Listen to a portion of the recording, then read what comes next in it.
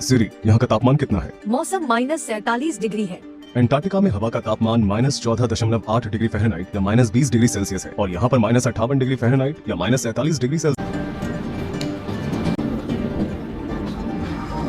हमारी फेफड़ों को इसकी आदत नहीं है, इसलिए हमें बार बार खांसी आ रही है। यहाँ का मौसम बहुत ही ठंडा और शुष्क है। यहाँ की आबादी बहुत ज्यादा है। यहाँ करीबन 3 लाख लोग रहते हैं। याकुत्स्क रूस के ऑटोनोमस रीजन सखा रिपब्लिक की राजधानी है, जो कि नॉर्थ पोल से 280 मील की दूरी पर बसा हुआ है। क्योंकि ये जगह साइबेरिया के सबसे उत्तर पूर्व में स्थित है, इसलिए ये बाकी की दुनिया से बहुत अलग थलग लगता है।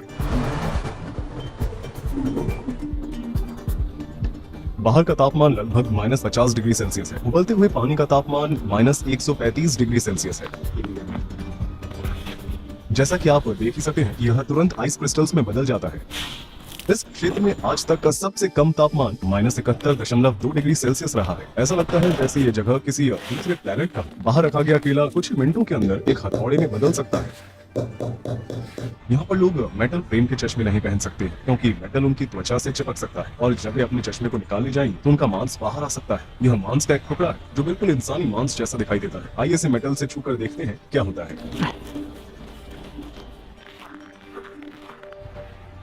जैसा कि आप देख सकते हैं, ये पानी के पाइप है और इन्हें जमीन से ऊपर रखना पड़ता है क्योंकि जमीन के नीचे पूरी बर्फ जमी हुई है। बात यह है कि शहर के नीचे 100 फुट मोटी बर्फ की परत जमी हुई है।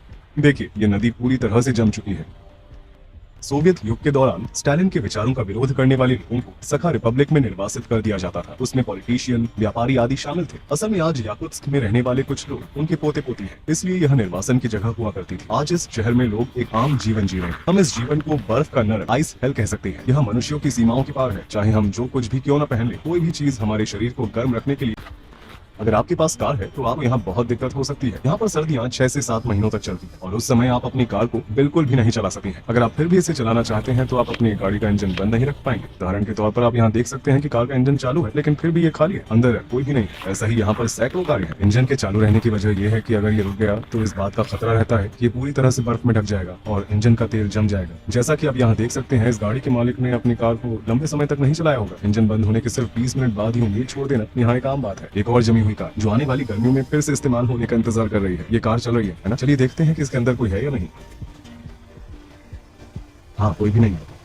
क्या आप सोच सकते हैं कि यहाँ वाकई में ऊर्जा की कितनी ज्यादा बर्बादी हो रही है? किस्मत से रूस एक ऐसा देश है जहाँ तेल और प्राकृतिक गैस संसाधनों की मात्रा बहुत अधिक है। देखिए, इस कार के एग्जॉस्ट पाइप को बाहरी पाइप की मदद से बड़ा किया गया है। यहाँ तक कि एग्जॉस्ट स्मोक भी जम जाती है।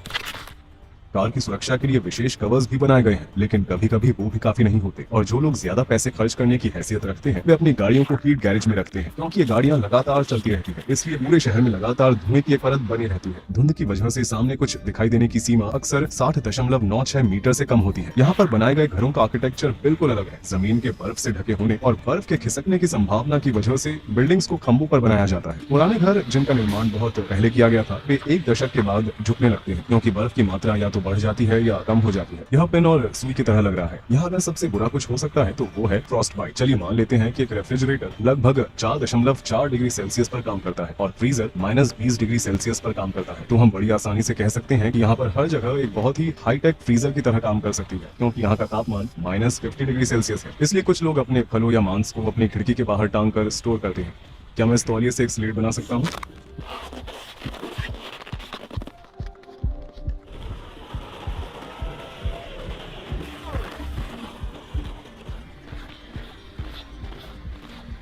वीडियो बनाने के लिए मैंने बस 1 मिनट के लिए अपने ग्लव्स उतारे और अब मेरे हाथों में बहुत दर्द हो रहा है। मेरी पलकों पर भी बर्फ जम गई है। मैं बर्फ को निकालने की कोशिश कर रहा हूँ। अगर आप 15 मिनट से ज्यादा समय तक बाहर रहते हैं तो आपको त्वचा में जलन और सांस लेने में दिक्कत जैसी समस्याओं का सामना करना पड़ेगा। ठंड लगना जो सुई की चुभन की तरह होती है, फ्रॉस्ट बाइट, उसके बाद सनसनी और फिर इसके बाद सीधे मौत भी हो सकती है। उसने बस 5 मिनट मेरा वीडियो शूट करने के लिए अपने ग्लव्स निकाले और तुरंत ही उसकी उंगलियां सफेद हो गई। हमारा माइक्रोफोन रेड वार्निंग दे रहा है, ये ठीक से काम नहीं कर रहा है। कैमरा भी ठीक से काम नहीं कर रहा है। देखिए, इसका कवर जम गया है। हमारे फोन भी ठीक से काम नहीं कर रहे हैं। कुछ मिनटों पहले उसके फोन की बैटरी लगभग 10% थी और फिर अचानक डेड हो गई, जबकि वास्तव में ये लगभग फुल थी। मेरे पीछे आप देख रहे हैं वो एक कब्रिस्तान है। मेरे जूतों के नीचे की बर्फ की थिकनेस लगभग 100 फुट है और ये बर्फ लगभग पूरे शहर के नीचे है जो गर्मियों में भी नहीं पिघलती है। तो यहाँ लोग मुर्दों को कैसे दफनाते हैं? वे कोयले के टुकड़ों को इकट्ठा करते हैं और 2 से 3 दिन उन्हें जलाते हैं। एक बार जब कोयला जल जाता है तो बर्फ के टुकड़े पिघल जाते हैं और फावड़ियों का इस्तेमाल करके इसे आसानी से हटाया जा सकता है। आखिर में इस क्षेत्र की 6 से 7 फीट की गहराई तक खुदाई की जा सकती है। यहाँ तक कि 100 या 200 साल पहले मरे हुए व्यक्ति का शरीर आज भी बहुत ठोस पाया जा सकता है। दुनिया के कुल हीरो के भंडार का 20% याकुत्स्क में है। इसके अलावा यहाँ पीरियोडिक टेबल के भी सारे एलिमेंट्स हैं। याकुतिया क्षेत्रों के नीचे कई मैमथ और डायनासोर के फॉसिल्स हैं। इन इलाकों में जहाँ कभी मैमथ घूमा करते थे, आज भी बर्फ पिघलते ही उनका शरीर बिल्कुल पहले की तरह दिखाई देता है। यहाँ के लोग खेती बाड़ी नहीं कर सकते हैं, इसलिए यहाँ पर लोग मछली खाते हैं। इस बाजार की सबसे महत्वपूर्ण विशेषताओं में से एक ये है कि वे रेफ्रिजरेटर के बजाय पब्लिक स्टॉल्स में मछलियों को रखते हैं, क्योंकि बाहर का मौसम रेफ्रिजरेटर की तुलना में बहुत ठंडा होता है। बाहर रखा हुआ मांस का टुकड़ा यहाँ पर महीनों तक खराब नहीं होता। यहाँ दर्जनों जमे हुए खरगोश हैं। बतख के साथ साथ उन्हें भी बहुत खाया जाता है। यहाँ पर घोड़े का मांस मिलना भी बहुत आम बात है। ये लगभग 45 पाउंड की है। वे इस पूरी मछली को खरीदते हैं और बाहर रखकर इसे कई दिनों तक खाते हैं। ये भी सेल पर है। बेशक ये कभी खराब नहीं होता। इसके कान बिल्कुल भी हिल नहीं रहे हैं। आप यहाँ कितने घंटे काम करती हैं? Ну, мы примерно вот 8 часов, वो कितने समय से ये काम कर रही हैं? уже, наверное, лет. उन्होंने एक दूसरे के ऊपर कितने कपड़े पहने हैं? Кофта. И вот такие вот эти. И вот. वे ऐसे फरों पर खड़े होते हैं ताकि उन्हें जमीन से अपने पैरों पर आने वाली ठंड का एहसास न हो। याकूतियों, जिनकी आबादी सबसे ज्यादा है, वे मूल रूप से तुर्क हैं। इस आबादी का 38% मूल रूप से रूसी है।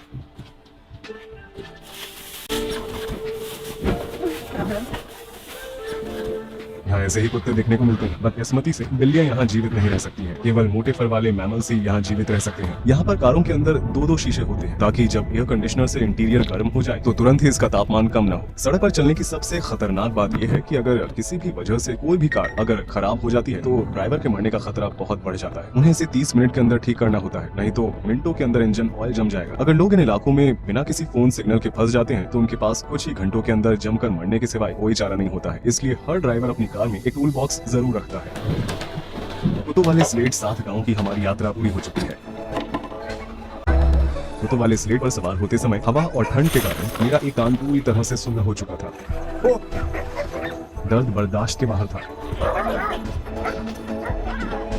मारिया ने हमें अपने गांव के घर में बुलाया और अब हम इन रहस्यमय याकूतियों के बारे में और भी जानेंगे। क्या आप देख सकते हैं, ये लगभग मेरी उंगली जितना मोटा हो गया है। मेरे छूने पर भी मैं अपने कानों को महसूस नहीं कर पा रहा हूँ। ये सुन्न हो चुके हैं। मेरे दूसरे कान को देखो, ये बहुत पतला है। यहाँ पर पाए जाने वाले घोड़े सामान्य घोड़ों की तुलना में काफी छोटे होते हैं। उनका शरीर ही इस तरह का बना हुआ है। ये उन्हें गर्म रहने में मदद करता है। जितना कम सतही भाग उतनी कम परेशानी। उन्होंने हमें अपने कपड़े दिए और हमने उन्हें पहन लिया। आप जमी हुई नाव को देख सकते हैं कि हम एक झील के ऊपर से गुजर रहे हैं।